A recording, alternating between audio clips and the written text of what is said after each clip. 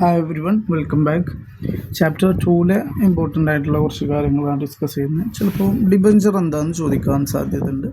അപ്പോൾ ഡിബഞ്ചറിൻ്റെ ഡെഫിനിഷനുള്ള രീതിയിൽ നിങ്ങൾക്ക് എന്ത് ചെയ്യാം, ഇവിടെയുള്ള it is a acknowledgement of debt issued by company under common seal എന്നോ അല്ലെങ്കിൽ കമ്പനീസ് ആക്ട് പ്രകാരമുള്ള ഡെഫിനിഷനൊക്കെ കൊടുക്കുക.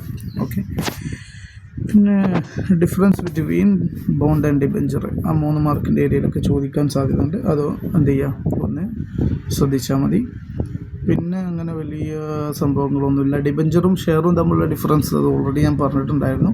ഇത് ഇമ്പോർട്ടൻ്റ് ആണ്. 5-6 മാർക്കിൻ്റെ ഏരിയയിൽ നമുക്ക് എക്സ്പെക്റ്റ് ചെയ്യാവുന്നതാണ് ഡിബഞ്ചറും ഷെയറും തമ്മിൽ.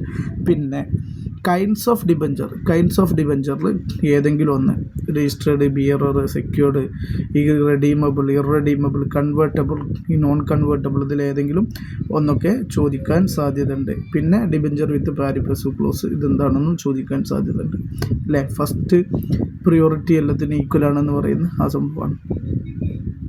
ഇത്രയൊക്കെ ഇതിൽ വരുന്നുള്ളൂ. പിന്നെ നമുക്ക് പ്രോബ്ലം വരിക എന്താണ് നോക്കാം. നോർമൽ ഒരു പ്രോബ്ലം ഇത്തരം പ്രോബ്ലം ആവാം, അല്ലെങ്കിൽ ഏറ്റവും ഇമ്പോർട്ടൻ്റ് ആയിട്ട് ഇവിടെ ഒരു വിവേക് ലിമിറ്റഡിൻ്റെ ക്വസ്റ്റ്യൻ ഉണ്ട്. അത് എക്സാമിന് 1-2 തവണ ഞാൻ റിപ്പീറ്റഡിൽ കണ്ടതാണ്. അത് issue of debenture for consideration other than cash എന്ന് പറയുന്നിടത്തുള്ള ഒരു വിവേക് ലിമിറ്റഡിൻ്റെ ഒരു ക്വസ്റ്റ്യൻ. അതൊന്ന് ശ്രദ്ധിക്കുക, ചിലപ്പോൾ അത് തന്നെ വരാം. അതേപോലെ വേറൊരു ഇതും കൂടെ ഉണ്ട്, അതിൽ ഏത് വരും നമുക്ക് പറയാൻ പറ്റില്ല.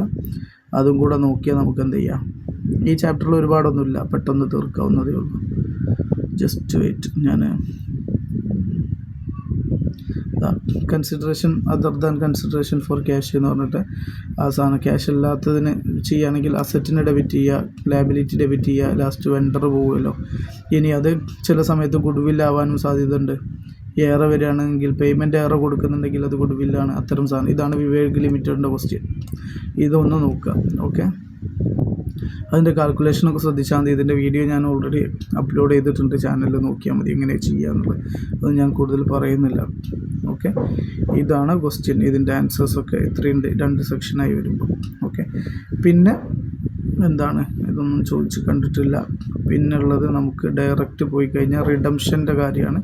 റിഡംഷനിൽ എസ് എ തന്നെ കണ്ടതായി എൻ്റെ ഓർമ്മ. കണ്ടീഷൻസ് ഇതിലാണ് ക്വസ്റ്റ്യൻ വരിക. അതായത് എങ്ങനെയാണ് ഇതിൻ്റെ ജേണൽ എൻട്രി, ഇതിൻ്റെ ക്വസ്റ്റ്യൻ നമ്മൾ ഡീറ്റെയിൽ ആയിട്ട് ഈ ചാപ്റ്ററിൽ നമ്മൾ ഡീറ്റെയിൽ ആയിട്ട് ഡിസ്കസ് ചെയ്തത് ഈ ഒരു ക്വസ്റ്റ്യൻ മാത്രമാണ്. ഇതും വിവേക് ലിമിറ്റഡുമാണ്. മറ്റത് ഞാൻ അത്ര ഇമ്പോർട്ടൻസോട് കൂടെ ചെയ്തിട്ടില്ല.